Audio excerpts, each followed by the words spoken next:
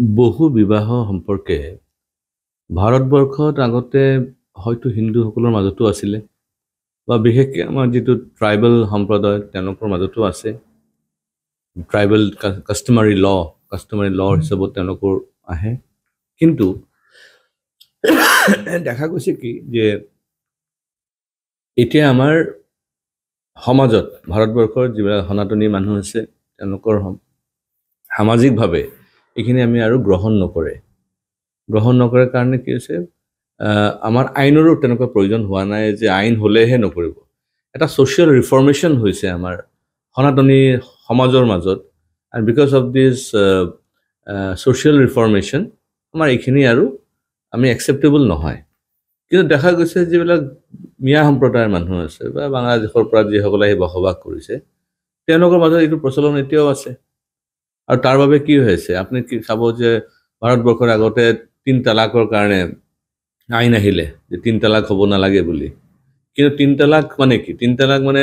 এজন মহিলাক তেওঁলোকে তালাক দি দিলে তাৰপিছত আৰু এটা বিবাহ পাতি ল'লে তেতিয়া মানে কিটো বহু বিবাহ হৈ গ'ল সেইকাৰণে এই যিটো পৰম্পৰা সেইটো মানে আমাৰ ছ'চিয়েল ৰিফৰ্মেশ্যন হোৱাৰ পিছতো আমাৰ সনাতনী কালচাৰটো ডেষ্ট্ৰয় কোনে কৰি আছে এই বাহিৰৰ পৰা আহি পেলাই এই মানুহখিনিয়ে কৰি আছে এইকাৰণে আল্টিমেটলি আইন আহিবলৈ প্ৰয়োজন হৈ গ'ল আৰু স্বাভাৱিক কথা এটা ভদ্ৰ সমাজত বহু বিবাহৰ প্ৰথাটো এনেও বন্ধ হ'ব লাগে আইন থাকক বা নাথাকক কিন্তু দেখা গৈছে যে আইনী ব্যৱস্থা যিসকলে নামানে তেওঁলোকৰ কাৰণে আকৌ নতুনকৈ আইন আনিব লগা হৈ যায় এইকাৰণে নতুন আইনটো আহিছে আৰু মই ভাবোঁ যে এইটো ভাল কথা বহু বিবাহ বন্ধ হ'ব লাগে দ্বিতীয়টো প্ৰশ্ন যেহেতু 26ৰ সমাগত নিৰ্বাচন তিনি গগৈৰ মিত্ৰতাক লৈ কি কয় তিনি গগৈৰ মিত্ৰতা চাওক তিনি গগৈৰ মিত্ৰতাটো এইটো নতুন কোনো কথা নহয় এই তিনি গগৈৰ মিত্ৰতা আমি বহুবাৰ দেখিছোঁ আৰু থাকিব তিনি গগৈৰ অৱস্থা ভাল নহয় এই তিনি গগৈক বাদ দি পেলাই বাকী গগৈটো সব আমাৰ লগতে আছে আৰু আমাৰ ভাৰতীয় জনতা পাৰ্টিৰ আপুনি চাব ভাল গগৈ আছে আপুনি চাব গ'লে এতিয়া পবিত্ৰ মাৰ্ঘেৰিটা তেখেতোতো অৰিজিনেলটো তেওঁ গগৈ লিখে সেইকাৰণে তেনেকুৱা আমাৰ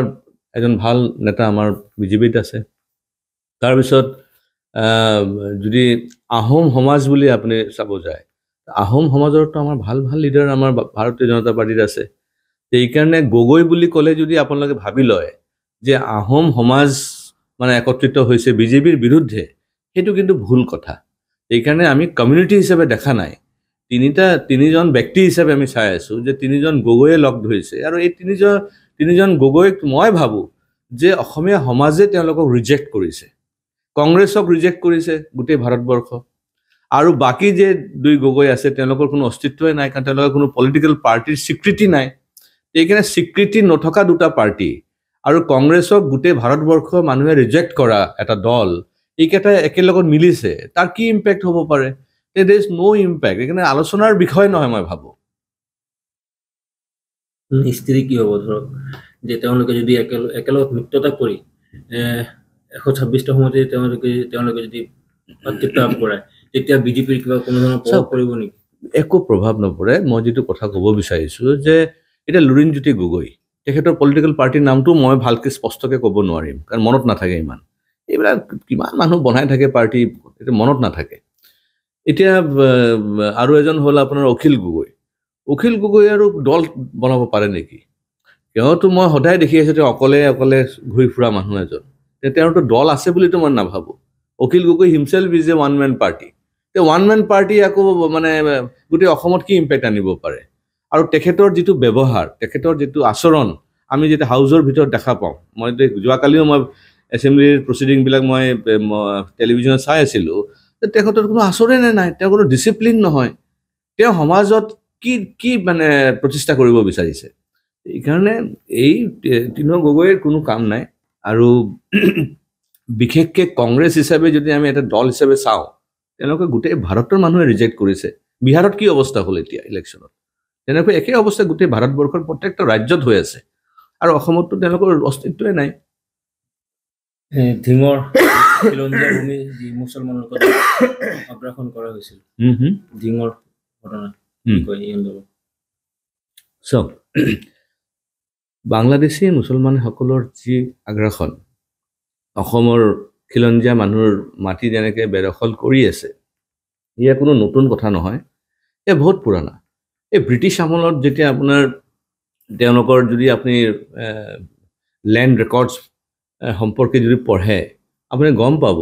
যে বাংলাদেশৰ মূলৰ যিসকল মুছলমান তেওঁলোকে বহু বছৰ আগৰ পৰা মাটি বেদখল কৰি কৰি আহি আছে। উদ্দেশ্য এটাই আছিলে, কাৰণ বাংলাদেশ বা ইষ্ট পাকিস্তান অসমৰ লগত একদম লাগি থকা এটা দেশ আৰু মুছলিম ৰাষ্ট্ৰ। এইকাৰণে তেওঁলোকৰ চকুৱে আছে পশ্চিম বাংলা আৰু অসমৰ ওপৰত। এইকাৰণে তেওঁলোকে টাইম টু টাইম কৰি আছে। আৰু বাংলাদেশী মুছলমানসকল বিশেষকৈ আপুনি মনত কৰিব যে তেওঁলোকৰ যে ধৰণে তেওঁলোকে আগ্ৰাসনটো কৰে, ইট ইজ কম্পেৰেবল টু উই পোক আছে নহয়, উইৰ নিচিনা। আপুনি যেতিয়া আপুনি চাব এটা ঠাইত যেতিয়া পোকে যেতিয়া আপুনি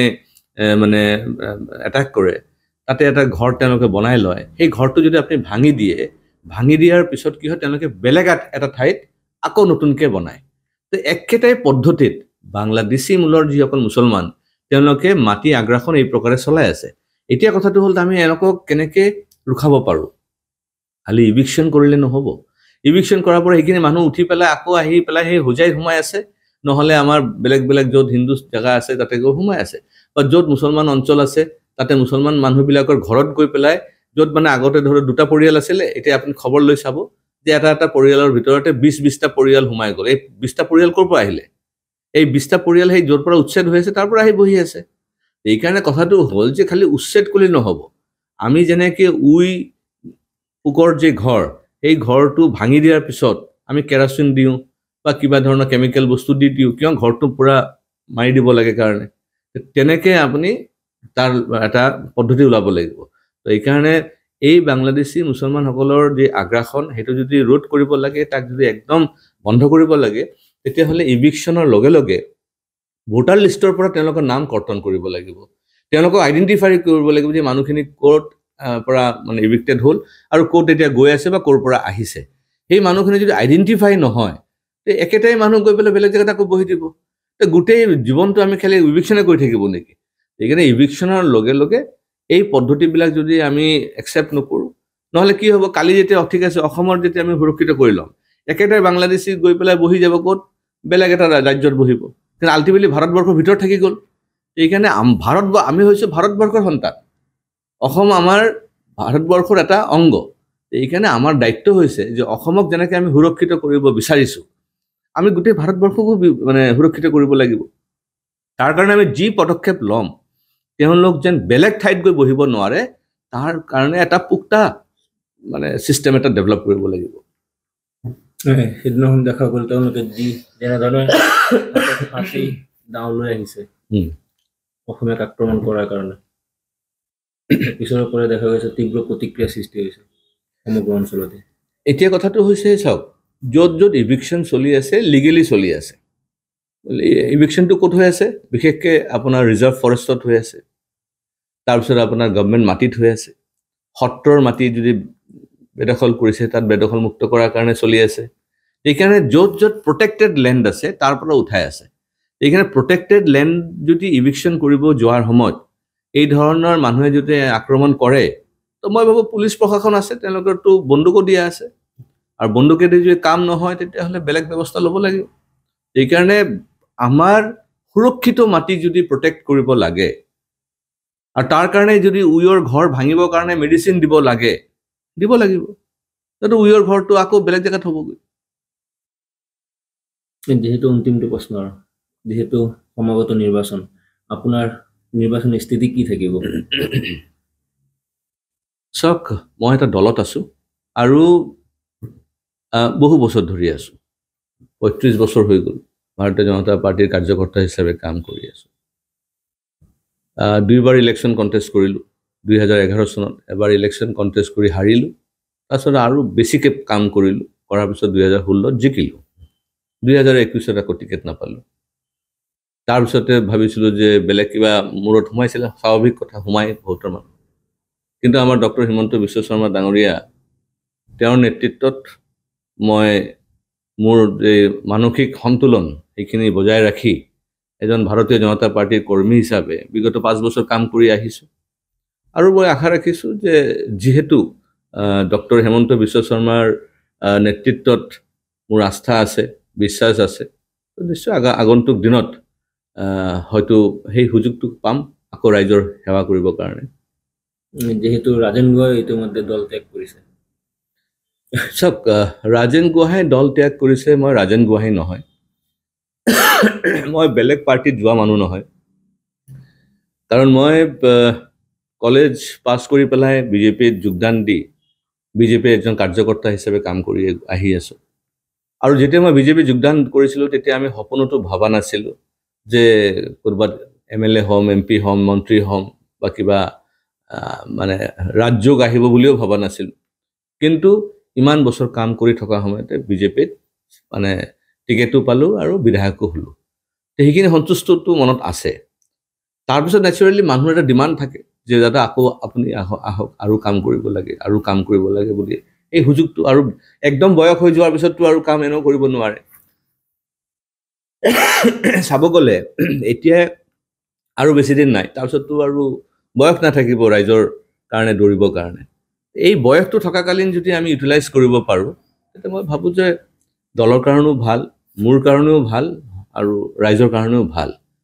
আৰু তাৰপিছত যে আৰু 5টা বছৰ যদি গুচি যায় তাৰপিছততো আৰু নেচাৰেলি সেই মই নাভাবোঁ যে মোৰ ইমান এনাৰ্জি থাকিব যে মই ৰাইজৰ তেনেকুৱা কাম কৰিব পাৰিম বুলি এই যে আগন্তুক যে 5টা বছৰ এই 5টা বছৰ যেন নষ্ট নহয় এই 5টা বছৰ যেন ভালকে লগাব পৰা যায় মই ভাবোঁ যে নিশ্চয় আমাৰ দলো বিচাৰ কৰিব আৰু ৰাইজেও সেইটো বিচাৰি আছে বুলি মই ভাবোঁ